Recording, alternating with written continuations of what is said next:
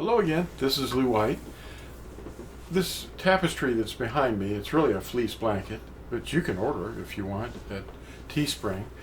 It's the Ten Commandments written in real Hebrew. And you can see the name written right here, Yod, Hey, Uah, Hey. And that's the first commandment up there. And all 10 commandments are right here. And you can see it right here too, Yod, Hey, Uah, Hey. The name is Yahuah. It's Yod, Hey, Uah, Hey. It's 4 vowels. There's no buzzing or clicking or noises. It's just all breath, the mouth cavity.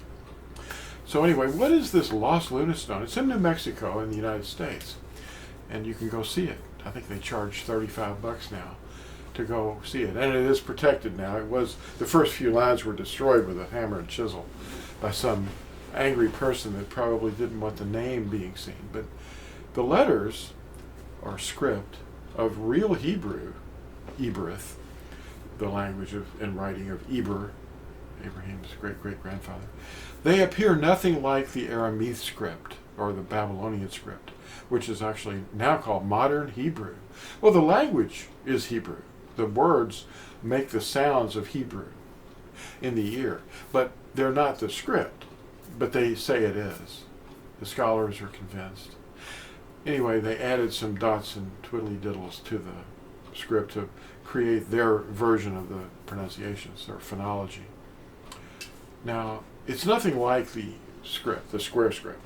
This is real Hebrew script. And it was brought back from Babel with Ezra and Nehemiah, or they call him Nehemiah, after the 70-year captivity. And this was a long time ago.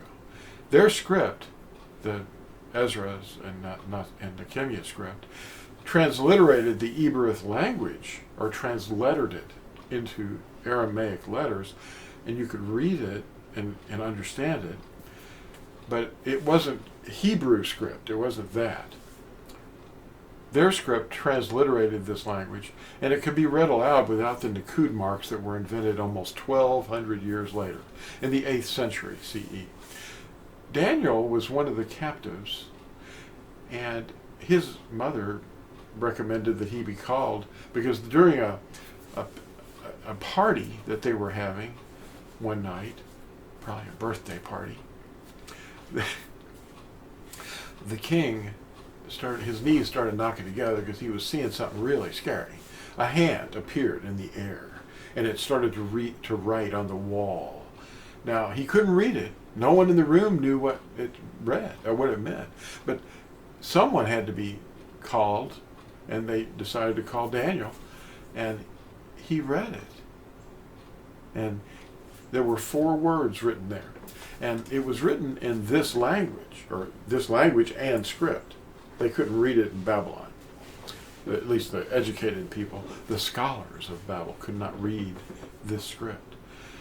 Anyway, the thing that happened was, in the 8th century CE, which was, 1,200 years later, they invented vowels that they wanted you to utter when you pronounce Hebrew words, and they were called Nikud marks, the Masoretic script. In other words, the Masoretic script didn't exist until the 8th century because, well, these marks that they were inventing weren't there in the Dead Sea Scrolls. Aleph is Aleph. It looks like an A if you just tilt it to the side. And a Beth is a Beth. And a Gimel is a Gimel. It's a G. A, B, G, and other letters are written in real Hebrew script, and they convey the sounds of the letters in order to pronounce the words. Phonology, or the way a language sounds, has endured great pressure, the Hebrew has, from outside languages due to the expulsions into other language groups, but also from the influences of the rules that Yahudim are taught today in modern schools. People go to the schools in Jerusalem and they say, "Hey, I'm a Hebrew. I'm a Yahudi, and I know Hebrew." Well, they know men's Hebrew today because they went to school and learned all these rules. Those rules most of them are not real. The real letters are not even shown to them. They don't even know what the real letters mean. It's like they're in Babylon again, and they need Daniel to come and explain this to them. But they think that I'm telling lies, and it's fake. But they think I'm teaching fake Hebrew. But you just read the letters out loud. You can do it. You know, you learned to read when you were young, and you use Latin letters, A, B, C, D, E, and so on. And you formed words with those letters, and you could see the letters and why they made the sounds. The lost LUNAS stone behind me is the 10 Commandments. And it was written on a big stone that weighed several tons, and it's in New Mexico, here in the United States. And it shows these commandments from the period of King Shlomo. That's how old these are. They're like 9th century BCE. You know, Daud's son, the king. King Daud. King David is what they call him now. There's no V in Daud's name. But anyway, the lost LUNAS stone shows these commandments from the period of King Shlomo, the man of peace. Solomon, they call him. If you go to the Hekel Sefer in Jerusalem, which is called the Shrine of the Book in Jerusalem, that scroll that's on display in that big glass case has a special gas in it, and it's bulletproof. It's even able to go underground if there's an attack.